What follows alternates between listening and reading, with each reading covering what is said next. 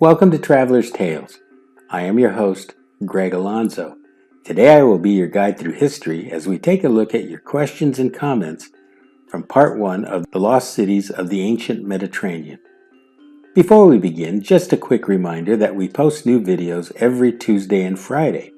Don't forget to hit the little bell icon to be notified each time we post new videos.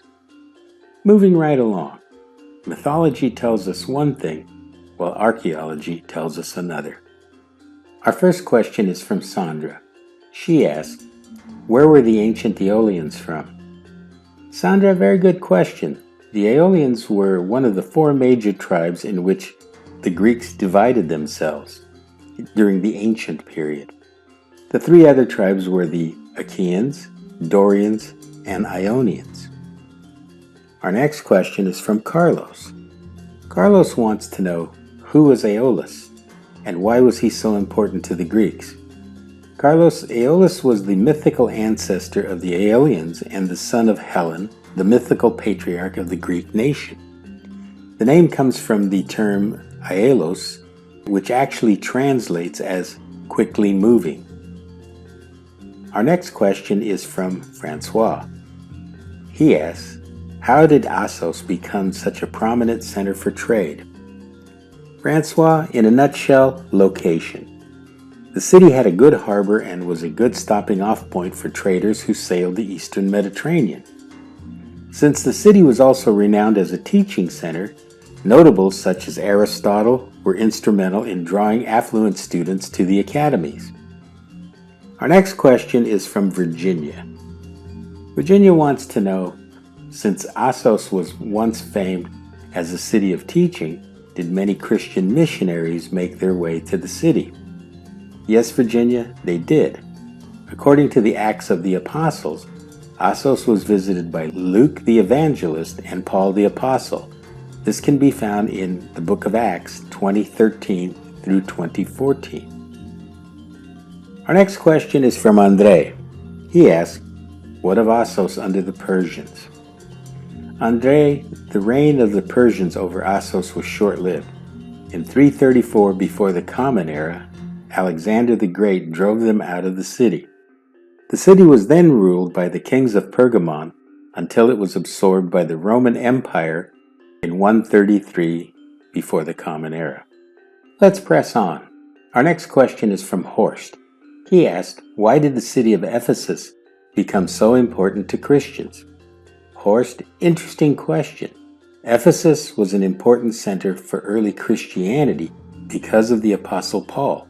He chose to live and preach in Ephesus and also organized the missionary activity into the hinterlands.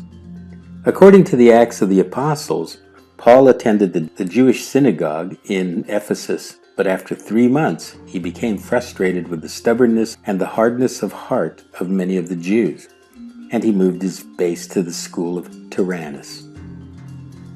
Our next question is from Luciana. She asks about the Apostle John and if it is true that he wrote his gospel in Ephesus. Luciana, one school of thought believes this to be correct. This belief stems from the fact that Ephesus was strong and one of the 7 cities addressed in the book of Revelations. Now we have a question from Magda. She asks, what Greek god originally had a temple erected in their honor? Magda, that was the goddess Artemis. To the Romans she was known as Diana. The temple had to be completely rebuilt twice, once after a devastating flood and some 300 years later due to an act of arson. In its initial form, it was heralded as one of the 7 wonders of the ancient world.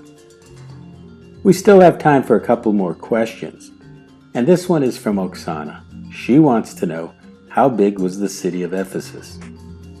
Oksana, very good question.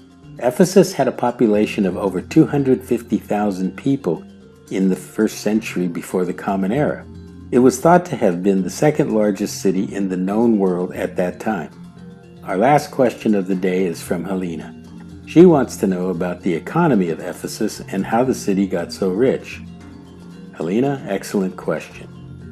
Ephesus was a port city and excelled in trade. The most prevalent products were olive oil, animals, glass, stones such as marble, and of course tile, wine, grain, and pottery vessels. The city also traded various metals and slaves. As the city grew in prosperity, wealthy merchants invested in developing the city into a viable banking center. Another great source of revenue was in idol trade and the pilgrimage of those who worshipped the goddess Artemis. This brings us to the end of part 2 of the lost cities of the ancient Mediterranean. Thank you very much for joining us for this edition of Traveler's Tales. Just as a reminder, we post new videos every Tuesday and Friday. Don't forget to hit the little bell icon to be notified each time we post new videos. For your convenience, we have also posted our email address and Instagram information. We really enjoy hearing from our subscribers, so don't hesitate to contact us with any questions or comments you may have. If you haven't already subscribed to Traveler's Tales, please do. This really is the best way to help our channel grow. Traveler's Tales will return with more lost cities of the ancient Mediterranean. Until we meet again at the crossroads of folklore and history, Kartistos.